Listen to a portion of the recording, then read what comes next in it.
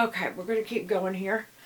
I hope this one doesn't cut off. There's no telling how many tapes we're doing just to keep reading, but we're walking through the Bible. It's not like it was going to be short, y'all.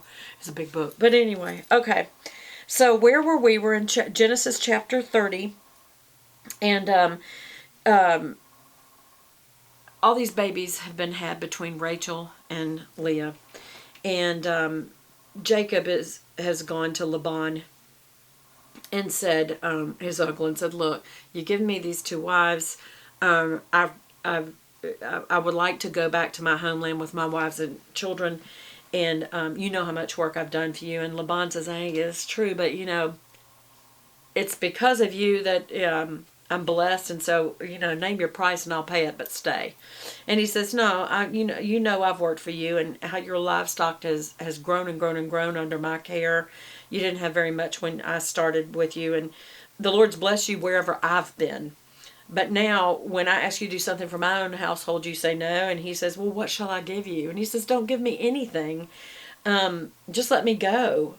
He says, I tell you what, let me go through all your flocks today and remove every one of the speckled or spotted ones or even the dark colored ones. And that will be my wages. Okay? My honesty will testify for me in the future. Isn't that the truth? But it's not because he's honest.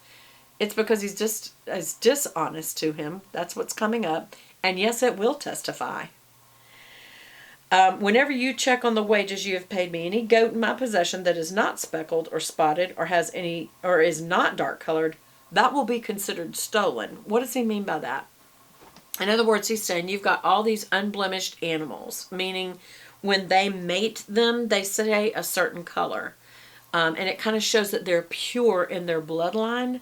And so the ones that are speckled or spotted or dark colored, those are the ones that are the blemished ones. And I think the beigeish tan ones or plain brown ones, but not the darker ones or speckled ones or spotted ones. That coat shows that they haven't had any intermating, and so they're the better of the goats. And so he's saying that any of those that are not like that, those will be considered stolen, because the ones that are blemish free, those would have been yours. So any that are like that, they would be considered stolen by me, because you get the good ones. I'll take the blemished ones and let that be my payment. And Laban says, okay, let it be as you have said. The same day they removed all the male goats who were streaked or spotted, and all the speckled or spotted female goats, all that had white on them, because that would have been a problem, all the dark colored lambs, and that would have been a problem. So in other words, anything that wasn't the original color, that showed that they'd been mated and they were not in the wrong goat line, and they were not the blemished free ones, meaning they would probably have some sort of a problem with them. But anyway, he put a 3-day journey between himself and Jacob continued to tend the rest of Laban's flocks. So Jacob took so this is how Jacob, his honesty, would testify. He says he took fresh cut branches from poplar, almond, and plane trees, made white stripes on them, peeling them the bark back, exposing the white inner wood of the branches, and he placed the peeled branches in the watering troughs, so that when they would come and drink, the goats would come and drink, when they were in heat, they would mate in front of those branches, and they would bore young that were streaked or speckled because of it.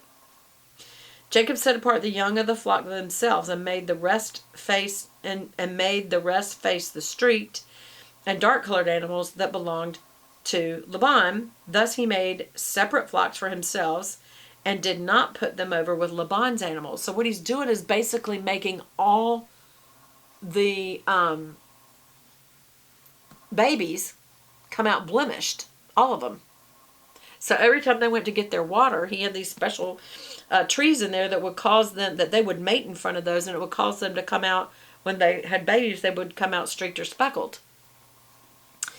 And so he's basically making himself a flock, because anything that was blemished, he got. So Laban ain't getting nothing. They ain't any left over. Whenever the stronger females were in heat, Jacob would place the branches in the troughs in front of the animals so they would mate near the branches. But if the animals were weak, he would not place them there. So all the weak animals, the ones that had problems, whatever that meant, went to Laban, and all the strong ones, even though they were blemished in color, they went to Jacob. In this way, the man grew exceedingly prosperous and came into his own large flocks, and the females and the male servants, and camels and donkeys. So, once again, Jacob is getting, through trickery and deception and dishonesty, great wealth.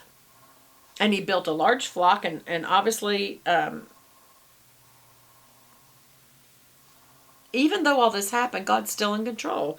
God's blessing has not been removed from Jacob. And even though he schemed against Laban, that is not what is responsible for his prosperity. It was